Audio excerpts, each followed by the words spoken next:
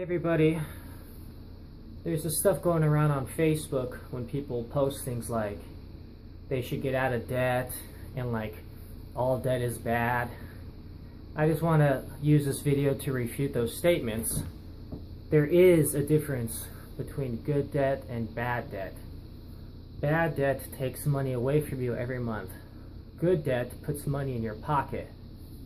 So like if you're paying liabilities, including your primary house, that's a liability, not an asset, because it takes money from you each month. So that's considered bad debt. Whereas if you buy a rental property and people are paying you rent every month, all the rent covers the liabilities of the house, the insurance, taxes, mortgage, interest. They pay your interest. And then assume hypothetical, 6-7% vacancy rate of the rent, and then a 7% like repair. So like even when repairs and vacancies come up, you still have positive cash flow. That's considered good debt. Or like when people take out a loan for a business, the liability, there's a lot of liabilities, but if the profit margin exceeds the percentage of the loan, then that's considered good debt as well, which is why you don't want to put all your money in if you can make cash flow off a smaller amount. And the beautiful thing about leverage, using other people's money, those two examples I gave, is in one of them, you're leveraging the tenants because they, every time they pay, they're paying the interest plus the principal's being paid down. So the principal's being paid down regardless, eventually to zero, whether you get the house or whether the house goes up or down in value. Plus the cash on cash is only the cash you collect.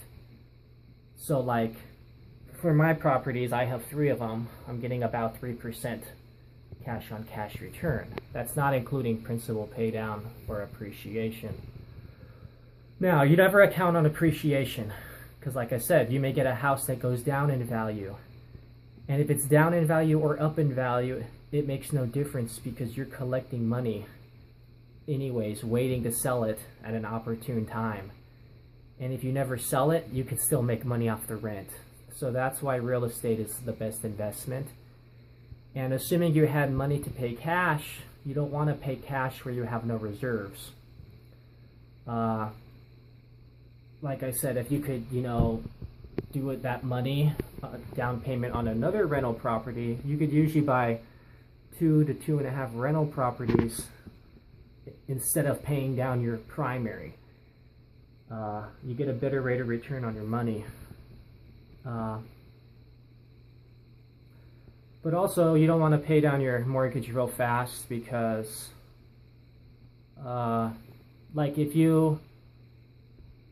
people that do extra payments every time, it's still going to take them a long time. And their mortgage payment's the same whether you make extra payments or not. The only way you save money is once it's paid in full, you're only saving on interest.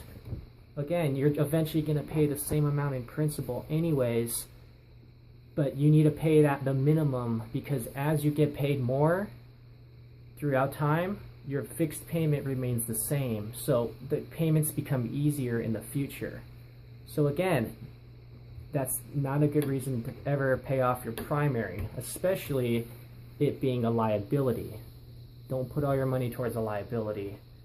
But, so I was going to say that. What else? Oh yeah, say you put $10,000 on a $100,000 house. If the house goes up $10,000, you made 100% on your money, even though you put 1/10 the amount in.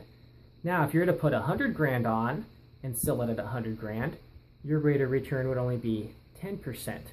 So you multiply your amount till you get to 100, and then that's what you multiply your earnings by. So like, if I put 33% into a rental property, And I say 33% because like when you do 25% plus appraiser, plus maintenance repairs, closing costs, taxes. So anyways, when my house goes up, if it goes up by 20%, I multiply that by 3 because I'm 1/3 of 100% was my down payment. So like if my house goes up 20%, I just made 60% on my money. So like if I was to pay all cash for my rental, I would have only made 20%. So again, you get a better rate of return on the when you sell it, even though your cash flow is less. And then plus it's good to have that extra money. So like even if you get to a point where I own multiple rental units, I want to have like 12-month cash reserve for each, plus my in addition to my primary. So never invest that, keep it to the side. So no matter what happens, I could have all my properties vacant, I could lose my job for a year, and I can still keep all my properties for a year. I mean, that's pretty good. And if it ever came down to that, worst case, I can put all the houses for sale. Whichever one sells first, don't sell the rest. You use that money, keep the payments going. So even though like you own more on your mortgage by not paying it off, you have enough reserves to make the payments goes for years. So it really doesn't matter if you owe less on the house if you have no liquidity. So, but anyways, leverage, it's about using other people's money to pay down your debts, plus give you a little profit. We're getting rich off their labor. And that's how the rich do it, because like you could only work so much. And you know what I'm saying? And if you, oh yeah, another reason to put down payments on houses is interest rates are cheap for one. And number two is, what was I gonna say? Interest rates. I forgot what I was gonna say, but it was gonna be a really good point. Interest rates, down payments. I don't remember, but dang it. All right, well, I'll tell you if I come back to that thought. But yeah, another reason why it's not good to pay off your mortgage or your debts. Again, this is why saying paying off all debt, because it depends what kind of debt. Your good debt you want to hold on to. It's the bad debts you want to pay off.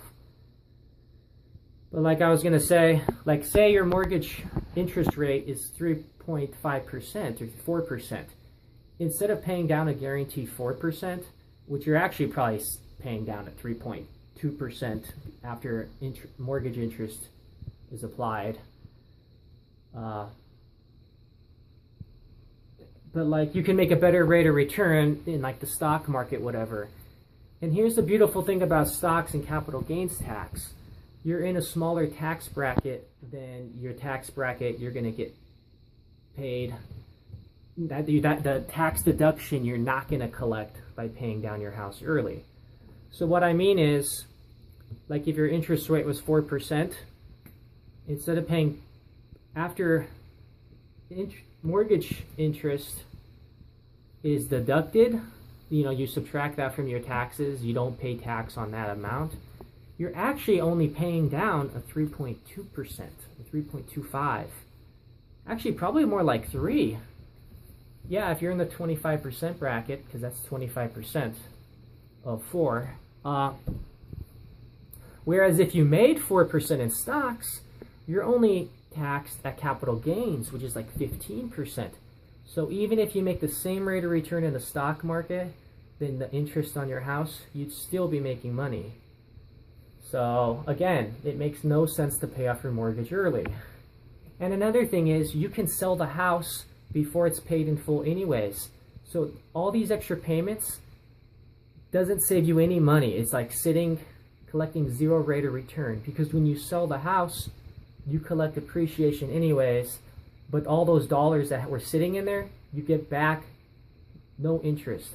The only time you start saving money is when the house is paid in full. And even at that, you're only saving on interest. You still have to pay taxes, insurance, maintenance, repairs. So you pretty much can't get rid of the mortgage no matter how hard you try. So again, try to build wealth around your liabilities. As long as your cash flow is going up and your bank account is going up, who cares how much debt you have? As your debt goes up, cash flow goes up, so does your bank account. So again, keep the debts forever, never pay them off. You could always liquidate and sell it, collect the same amount in profit regardless. And that's the strategy I'm going to keep taking. So, like I said, I think once I hit the 6th house, and I have 12 months reserved for all 6, including myself, then I'm going to be considered partial retirement. And the cash flow, as long as it can pay off my bills and food, then technically that's a great start to retirement. It's going to really get fun when I can live off the cash flow plus save some cash flow, because I don't want to be paycheck to paycheck cash flow, because if something happens, I gotta work to make up the difference. You see what I'm saying? So like when all my cash flow can exceed my liabilities, then things are looking good. So that's my goal. That's why I'm working hard, but I try to be outgoing when I can. So anyways, that's just a little video of the pros and cons of good debt and bad debt, and why there is a difference. And I'm just gonna leave it at that. Oh yeah, another reason debt's good. Hold on. Check it out. I thought of something. Say you want to save up $200,000 to buy a $200,000 house. You're gonna have to make $300,000, and then after taxes, you finally have $200,000. So you have to make more than the $200,000. By the time you save up to get $300,000, the $200,000 house may well be worth $350,000 conservatively. So you're saving at a slower rate than the house is going up in value. But by going straight to the bank, taking on a mortgage, right? You're borrowing that money tax-free. You see? So like when I borrow like $100,000 from the bank, I didn't have to make $150,000, get taxed, and then come up with $100,000. The bank gives you $100,000 cash, or whatchamacallit, tax-free. So using good debt and have other people pay down the debt while you cash flow. That's how you get rich. And you're using other people's labor to get rich. That's why for every one rich person, you got thousands of people who aren't, because the rich people profit off the majority. They use their time and their labor to do it. That's kind of like the federal government using us for the economy. Us as individuals at a micro scale are using employees for our benefit. So again, leverage, live below your means while you're investing. Get to the point where you can do a down payment on a property or cash producing positive cash flow through the good debt. Just make sure you have reserves, whether it's the business route or rental property route, that you have reserves in case it's vacancies, repairs. You have enough to keep the payments going without getting foreclosed on. So that's my advice. Work hard, live below your means. When you finally do a down payment, make sure you have 6 months reserves, although I like to do 9 or 12 because I'm conservative. Although right now I probably have more than that for all 3 properties. I'm just waiting to get another property instead of having, so many reserves. I'd rather just, anything beyond the reserves I used to spend. I think that's about it. So, yeah. I guess let me know if you guys have any questions or if you have any rebuttals against my argument, because I would love to debate. All right, thanks. Bye.